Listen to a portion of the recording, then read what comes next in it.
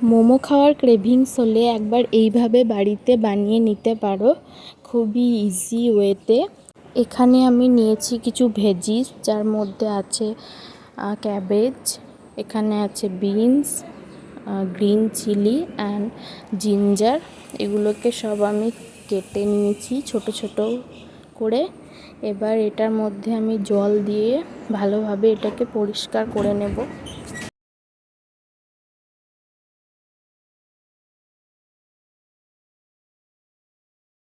এখন আমি গ্যাসেতে কড়াই চাপিয়ে দিয়েছি, এটাকে গরম হতে দিলাম।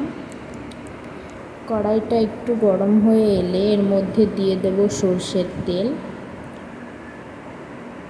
খুব বেশি দেব না, অল্প পরিমাণই দেব সর্ষের তেলটা। তোমরা নিজেদের আন্দাজ মতো দিয়ে দেবে। তেলটা ততক্ষণে গরম হোক। এখানে আমি নিয়ে নিয়েছি আটা। হ্যাঁ, আজকে আটারই মোমোটা বানাবো। তো এই আটার মধ্যে এখন দিয়ে দিচ্ছি আমি পরিমাণ মতো লবণ।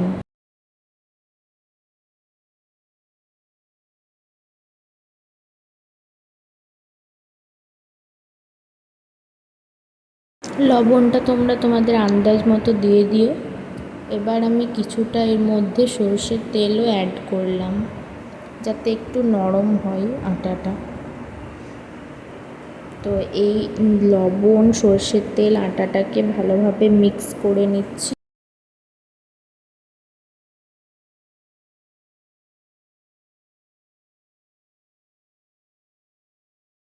মিক্স করা হয়ে গেছে। এবার এর মধ্যে অ্যাড করব আমি কিছুটা জল। অল্প অল্প করে জল অ্যাড করে মাখতে থাকবো আটাটাকে।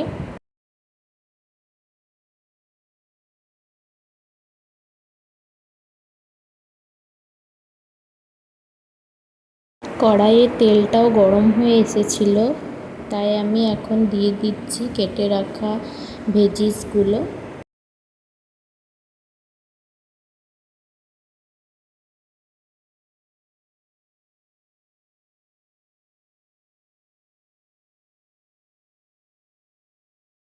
সব ভেজিসগুলো কড়াইতে দেওয়ার পর আমি এটাকে ভালোভাবে নাড়াচাড়া করে নিচ্ছি।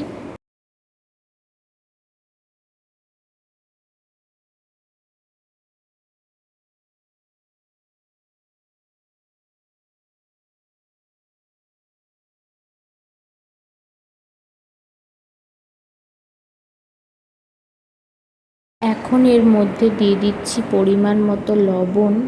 যেহেতু অনেকটাই ভেজিস আছে, তাই লবণও বেশি করেই দিতে হবে।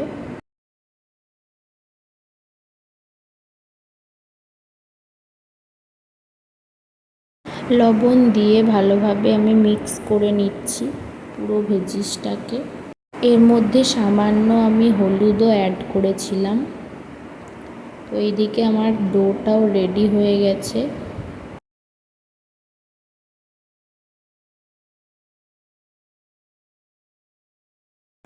তো এখন আমি এক তুড়িতে এই ডোটাকে লেচি কেটে নিয়েছি।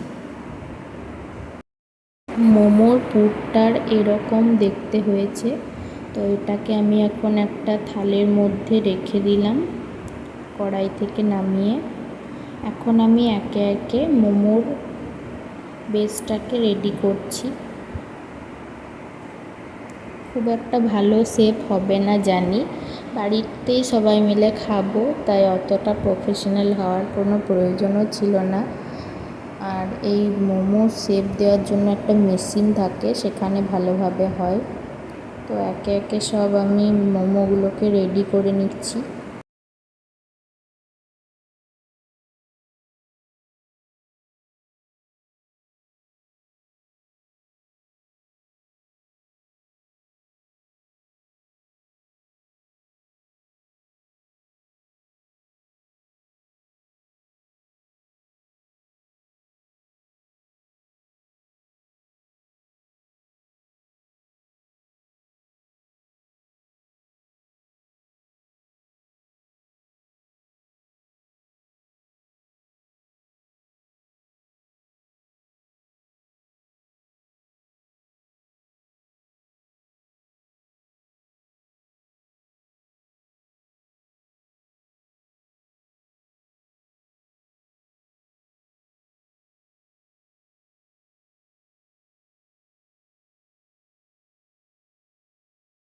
এখন আমি মোমোগুলোকে স্টিমে বসিয়ে দিয়েছি।